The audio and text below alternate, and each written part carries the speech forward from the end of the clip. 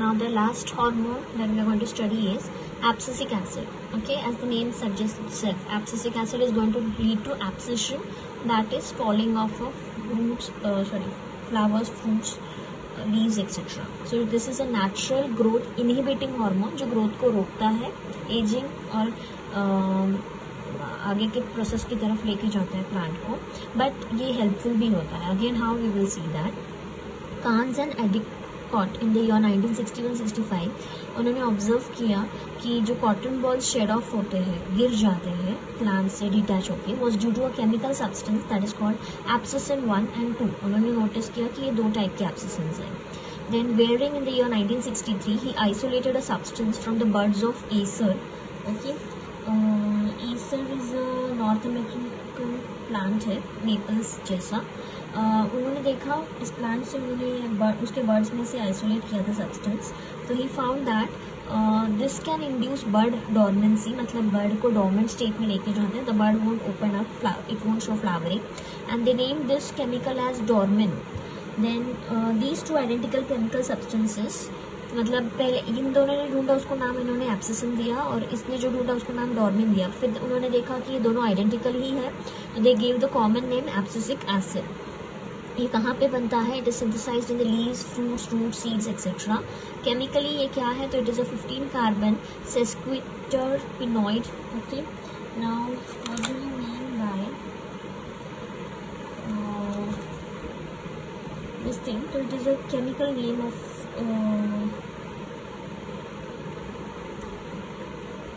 this plant, because this chemical, there is a sesquistrin, there is a plant जिसमें से chemical निकलता है. इस केमिकल का नाम सेस्क्विस्ट्रीन लैक्टोज है, इसीलिए इसको ये नाम पड़ा है. And it is synthesised from mevalonic acid. तो आर्टिफिशियली हम इसको मेवेलोनिक एसिड से बना सकते हैं. What are the physiological effects and application of ABA is the short form for abscisic acid. तो इसका फिजियोलॉजिकल इफेक्ट क्या है प्लांट में? तो एब्सिशन करवाता है, लीव्स को गिरा देगा, डॉर्मेंसी इंड्यूस करवा देगा. तो seeds will become dormant, buds will become dormant, seeds won't germinate, buds won't open up into flowers. It controls the dormancy in buds and seeds by inhibiting the growth processes. तो उनको रोक देता है, सारे cell division को, cell elongation को रोक देगा. It accelerates the senescence, ageing process को बढ़ाता है of leaves, flowers and fruits. It inhibits या delays the cell division and cell elongation को रोक देते हैं, वो मैंने ऑलरेडी बताया. It suppresses the cambium activity, तो कैम्बियम का भी सेल डिविजन रोक देगा. तो अगेन सेकेंडरी जाइलम फ्लोएम कुछ नहीं बनेगा. माइटोसिस को रोक देता है in the vascular region. Then ABA also causes efflux, बाहर निकालता है पोटेशियम आयंस को from the guard cells. As a result guard cell collapse हो जाएंगे and the stomata will close. So it is known as anti transpiration hormone या anti transpirant बोलते हैं, क्योंकि ये स्टोमेटो को बंद करवा देगा तो ट्रांसपिरेशन नहीं होगा. It acts as a stress hormone. ये हार्मोन जो है प्लांट को स्ट्रेस से बचाता है. कैसे? What is the stress for the plant? Unavailability of the water, bad weather, bad climate and all those things. तो ऐसे में जब स्टोमेटा अगर खुला रह गया तो जो पानी है वो भी उड़ जाएगा. इसीलिए एक्चुअली इस स्ट्रेसफुल सिचुएशन में एब्सिसिक एसिड उस प्लांट को बचा रहा है. कैसे? लीव्स को एब्सिशन करवा रहा है. लीव्स गिर गए तो स्टोमेटा ही नहीं बचेंगे, तो ट्रांसपिरेशन नहीं होएगा, तो जो बचा कुचा पानी है वो वैसा ही रहेगा और पौधा बच जाएगा. Sometimes falling off leaves is good for the plant to survive. Next thing is, अगर लीव्स है तो उसके स्टोमेटाज भी क्लोज करवा देता है, because it is an anti transpirant hormone. तो ट्रांसपिरेशन कम करवाने के लिए स्टोमेटा क्लोज करवा देगा, जिससे क्या होगा कि अगेन ट्रांसपिरेशन नहीं होगा तो पानी बचा रहेगा. तो इस तरह से ये पौधों को बचाता है ड्यूरिंग स्ट्रेस, इसलिए इसको स्ट्रेस हार्मोन बोलते हैं. It acts like a stress hormone by inducing the plant to bear the adverse environmental conditions. उनको बेयर करने में हेल्प कर रहा है. It inhibits flowering in the long day plants but stimulates flowering in short day plants. बड़ा long day plants जिनको लंबा light exposure लगता है तो ही वो फ्लावरिंग दिखाते हैं, तो उनमें ये फ्लावरिंग रोक देगा. एंड जो शॉर्ट डे प्लांट्स है जिनमें शॉर्ट एक्सपोजर ऑफ सनलाइट लगता है उनमें ये फ्लावरिंग करवा देगा. ठीक है, so this is all related to abscisic acid. So now as we have seen the hormones, we will see something related to the hormones. Do you know में उन्होंने दिया है the bioassay for the different hormones. Now what do you mean by bioassay? Bioassay is an analysis का method है to know the concentration या potency of any substance. उसका effect हम जानते हैं on living cells or tissues. So that is what is bioassay. And bioassays हम लोग quantity analysis करने के लिए भी यूज़ करते हैं टू एस्टिमेट कि वो केमिकल जो भी है उसका क्वांटिटी एनालिसिस करते हैं बाय ऑब्जर्विंग उसका effects on the tissues, cells, whatever. Inside the living organisms also you can analyze it. That is called in vivo, and if you observe it on the tissues or cells, so it is called the in vitro method of bioassay. Now, if you talk about the bioassay methods for different hormones, for auxins, the test is to determine the presence of auxins. The test is Avena curvature test. Avena curvature test में हम लोग ने देखा है कि क्या करते हैं, तो बेसिकली कोलियोप्टाइल वो जो ग्रास का टिप होता है, ओट का ग्रास लेते हैं यहाँ पे, उसका टिप हम लोग कट करके रखते हैं अगार मीडियम पे, और फिर वो अगार मीडियम का ब्लॉक कट करके हम लोग रखते हैं वो कट स्टम्प पे। तो फिर थोड़ी देर के बाद व्हाट वी ऑब्जर्व इज, मतलब आफ्टर फ्यू डेज, कि वो कट स्टम्प ग्रो होने लगता है एंड इट बेंड्स, मतलब कि वो अगार मीडियम में कोई तो केमिकल आया है जो नीचे जा रहा है, जिसकी वजह से ग्रोथ हो रहा है। और अगार मीडियम पे हमने टिप रखी थी, तो टिप में ऑक्सीजन है और वो अगार मीडियम में गए थे, और अभी अगार मीडियम से यहाँ पे अपना इफेक्ट दिखा रहे हैं उस ग्रास के स्टेम में। So that is what is the Avena coleoptile curvature test, जो ऑक्सीजन के लिए डिटरमाइन यूज़ किया गया है। And next is talking about इसका पूरा अगर प्रोसीजर, यहाँ पे प्रोसीजर्स नहीं दिए, सिर्फ टेस्ट के नाम दिए हैं, बट आई विल रफली टेल यू द प्रोसीजर। मैंने रफली तुम लोग को बता दिया है कि एक्चुअली क्या करते हैं। वो अवीना ग्रेन्स को, ओट के ग्रेन्स को जर्मिनेट करते हैं and they grow in total darkness. Then क्योंकि हम लोग को सिर्फ हार्मोन्स कैसे काम करते हैं उसका ये जानना है। देन फिर वो सीडलिंग्स जो होते हैं थोड़ी देर के लिए उनको 2 to 4 आवर्स के लिए रेड लाइट से एक्सपोज करते हैं 2 दिन के लिए आफ्टर जर्मिनेशन। जब रूट्स निकल आते हैं, then the seedlings are placed in special glass holders using the water culture medium. फिर जो एकदम स्ट्रेट कोलियोप्टाइल है उनको सिलेक्ट किया जाता है। फिर tip of the coleoptile around 1 millimetre को रिमूव करते हैं और उसको अगार मीडियम पे रखते हैं। देन अगार को ब्लॉक्स में कट करते हैं जिसमें अभी ऑक्सीजन प्रेजेंट रहेगा। फिर after about 3 hours second decapitation of the coleoptile is made to remove the tip which might have regenerated, मतलब वापस वो टिप कोलियोप्टाइल का उग सकता है ना, इसलिए उसको वापस से एक बार ट्रिम करते हैं। And next is agar block रखा जाता है अभी वहाँ पे। Then the next after about 90 minutes the shadow graph of the seedlings are taken and the angle of curvature is measured by drawing a vertical line and a line parallel to the curved portion. Within the limits the curvature of the coleoptile is directly proportional to the concentration of oxygen in agar block. तो जितना oxygen है उतना ही उसका growth होता रहता है। Then ये तो टेक्निकल चीज़ें हैं, तो आई होप यू गॉट कि जो मैंने शॉर्ट में बताया कि क्या प्रोसीजर है अवीना कर्वेचर टेस्ट का। फिर गिबेरेलिंस, उसके लिए है अल्फा अमाइलेज बायोएसे। ओके, अभी गिबेरेलिंस जो होते हैं उसके लिए अलग अलग दूसरे भी बायोएसे हैं, जैसे पी टेस्ट है, ड्रॉफकॉन टेस्ट है, लेट्यूस हाइपोकोटाइल टेस्ट है, कुकुम्बर हाइपोकोटाइल टेस्ट है, जैसे एन नंबर ऑफ डिफरेंट है। अल्फा अमाइलेज बायोएसे जो टेस्ट है उसमें ये मोस्ट वाइडली यूज टेस्ट है। During germination of the grains जैसे बार्ली या wheat and oats, gibberellins release होते हैं from the embryo which moves to the aleurone cells where it induces synthesis of the enzyme alpha amylase. So this enzyme hydrolyzes the starch into simple reducing sugars, जिसकी वजह से nutrition मिलेगा और वो seed germinate होता रहेगा। Okay, तो now procedure क्या है। तो alpha amylase enzyme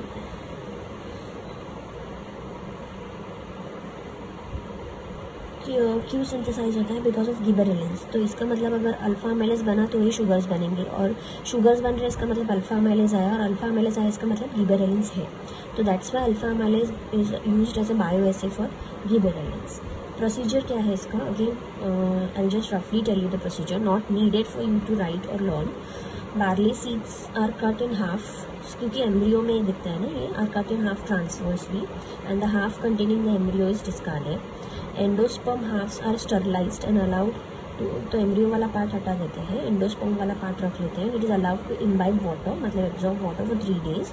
then endosperm halves are now transferred, अभी एंडोस्पर्म का हाफ पार्ट लेते हैं, उसको flask containing buffer solution calcium chloride and test solution उसमें ट्रांसफ़र किया जाता है। क्लोराम्फेनिकॉल ऐड किया जाता है to check the bacterial contamination to prevent the growth of bacteria. After 24 hours of incubation around at 25 degree centigrade with shaking them constantly, the seeds are then filtered off and the supernatant मतलब ऊपर का जो liquid है उसको analyse किया जाता है for alpha amylase activity. क्योंकि उसमें हमको क्या दिखेगा, मतलब हम क्या एनालाइज करेंगे कि स्टार्च डिसअपियर हो चुका है, शुगर्स बन चुके हैं। तो this is how the bioassay is for gibberellins. Then for cytokinin, cytokinins के लिए chlorophyll retention test is the bio essay.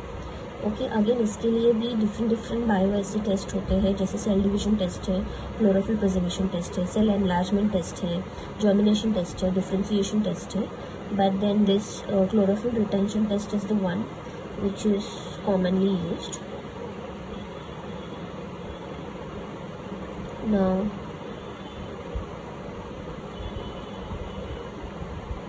Chlorophyll preservation retention test जो होता है बेसिकली उससे सेनेसेंस डिले होता है, एजिंग डिले होएगा, क्योंकि क्लोरोफिल प्रेजेंट रहेगा तो न्यूट्रिशन बनता रहेगा। Leaves are cut into equal size discs with the help of a cutter and they are divided into two slots. One is provided with cytokinin after 48 and other is not provided obviously. After 48 to 72 hours, leaf discs are compared for chlorophyll content. Cytokinin retards the chlorophyll degradation, तो जहाँ पे cytokinin मिला था वहाँ पे chlorophyll present रहेगा और दूसरे हाफ स्लॉट में क्लोरोफिल डिग्रेड होता रहेगा। So this again shows what cytokinins की वजह से, मतलब the presence of cytokinins is detected. Okay, कि क्लोरोफिल रिटेंशन होता है उसकी वजह से, तो अगर क्लोरोफिल रिटेन है मतलब साइटोकिनिन है। So this is how you can analyse. Then next is the ethylene triple P test. Okay, ethylene के लिए ट्रिपल पी टेस्ट है। इथिलीन गैसियस हार्मोन है। ट्रिपल पी टेस्ट पैट और BL ने दिया था।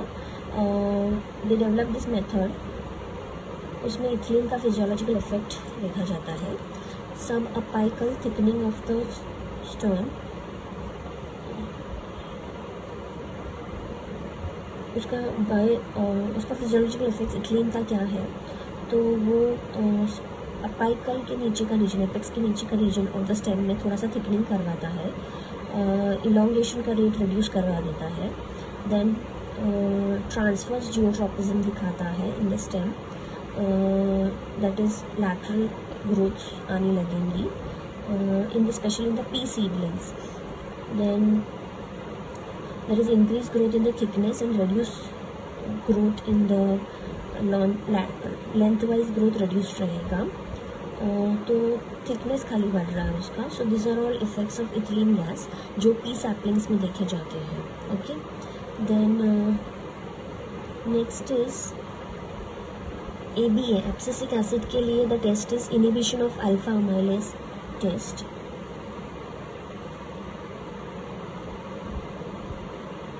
If I talk about inhibition of alpha amylase synthesis, तो वो टेस्ट में क्या किया जाता है, अगेन इसको बार्ली एंडोस्पर्म में किया जाता है। Abscisic acid inhibits the synthesis of amylase in the aleurone layers. Gibberellins उसको प्रोड्यूस करता है, तो एब्सिसिक एसिड क्या करता है, उसको बनने से रोकता है। तो गोल्डस्मिथ एंड मोंसेलीस ने ये डेवलप किया था बायो एसे मेथड, जिसमें उन्होंने देखा कि ABA की एक्टिविटी की वजह से अल्फा अमाइलेज बनना रुक जाता है। इफ़ यू ट्रीट, मतलब if you supply abscisic acid to the barley का एंडोस्पर्म्स, तो यू सी कि गिबरेलिक एसिड का एक्शन रुक जाता है, अल्फा अमाइलेज बनना रुक जाता है और स्टार्च जैसा है वैसा ही रहेगा, वो शुगर में कन्वर्ट नहीं होगा। So that is the inhibition of alpha amylase test, जो इंडिकेट करता है the presence of abscisic acid. Okay, that's all related to this bioassay test. Now talking further,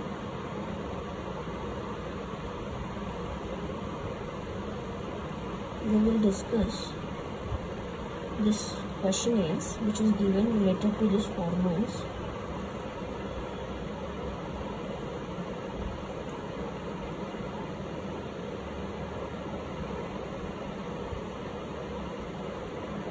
now यहाँ पे इंटरनेट इज माई फ्रेंड में उन्होंने दिया है collect information about the synthetic plant hormones. So synthetic plant hormones are nothing but auxins का ही synthetic varieties हम लोग एग्जाम्पल नाम देख चुके हैं. गिबरेलिन, साइटोकिनिन्स, इथिलीन, ये जो भी एब्सिसिक एसिड्स जो भी है ये नेचुरली ऑकरिंग है इन द प्लांट, वही उनके सिंथेटिक फॉर्म्स के एग्जाम्पल्स तुम्हारे टेक्स्ट में ही वहाँ पे दिए हुए हैं. तो थोड़ा उनका केमिकल नेचर का डिटेल्स ढूंढना है.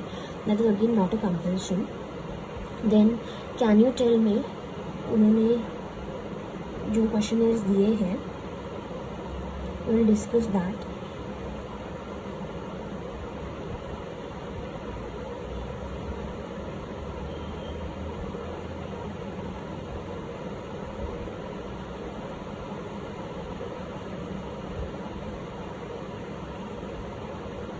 So the first question is why is oxygen called a growth regulator? And उसी के साथ साथ हम लोग उसमें पढ़ सकते हैं which is the standard bioassay method for oxygen. तो ऑक्सीजन को ग्रोथ रेगुलेटर क्यों बोलते हैं? प्लांट ग्रोथ रेगुलेटर्स जो होते हैं वो ऑर्गेनिक कंपाउंड्स होते हैं जो आइदर प्लांट का ग्रोथ रुकते हैं, बढ़ाते हैं या मॉडिफाई करते हैं. Auxins influence various aspects of growth, specially cell elongation, इसीलिए उसको ग्रोथ रेगुलेटर बोलते हैं. So this is what you are going to write. And what is the standard bioassay method for auxins? तो Avena curvature test is the standard bioassay method for oxygens.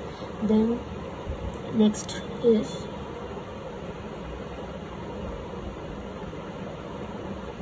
what is effects of gibberellin application on apple. तो गिबेरेलिन्स की वजह से parthenocarpy हो सकता है इन Apple. तो enlarge होएगा एंड सीडलेस बनेगा. It will cause the apple to elongate and improve its shape. That is the effect of gibberellins after application on apples. Then the next question is how can we overcome apical dominance? Apical dominance oxygen control करते हैं जो apical buds में synthesise होते हैं. If you remove apical buds तो apical dominance control होएगा. इसलिए plants का प्रूनिंग करते हैं. प्रूनिंग में टिप्स को उड़ाते हैं, ठीक है, ताकि वो लैटरली ग्रो हो, वर्टिकली ग्रो ना हो.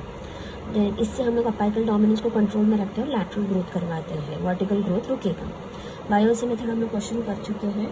Then the next question is ABA is called as stress hormone. Why? तो we have already discussed कि एब्सिसिक एसिड स्ट्रेस में during when there is shortage of water supply and all plant को बचा के रखता है क्योंकि वो स्टोमेटा को क्लोज कर देता है, लीव्स गिरा देता है, तो ट्रांसपिरेशन कम होएगा तो प्लांट बचा रहेगा. इसीलिए उसको स्ट्रेस हार्मोन बोलते हैं. ये नेचुरली ऑकर होता है और ये बहुत इंपॉर्टेंट है. ये सीड्स अगर रहेंगे तो उनको डॉर्मेंट स्टेट में ही रखेगा. Then what you can see is कि ये हार्श कंडीशन से बचाता है प्लांट्स को, इसीलिए इसको स्ट्रेस हार्मोन बोला गया है. Okay. Then coming back to again this question, collect information of synthetic plant hormones. उसके बारे में जो टेक्स्ट में नाम दिए हैं वही नोट्स में उन्होंने वापस रिपीट किए हैं कि synthetic plant hormones are analogues, मतलब similar to the natural plant hormones. Most of the plant hormones can be synthesised and are chemically identical, मतलब आर्टिफिशियल हम उनको बना सकते हैं and they are almost same to the natural form. Some examples are synthetic auxins का हम लोग ने ऑलरेडी टेक्स्ट में पढ़ा. IBA that is indole butyric acid, NAA naphthalene acetic acid, 2,4-D dichlorophenoxy acetic acid. Synthetic साइटोकिनिन्स है जैसे 6-बेंजाइल adenine etcetera. तो बस उतना ही उसके बारे में लिखना है, ज़्यादा डिटेल में नहीं जाना है. So if they ask this question इतना लिखोगे तो भी सफिशिएंट रहेगा. So that's all related to the hormones.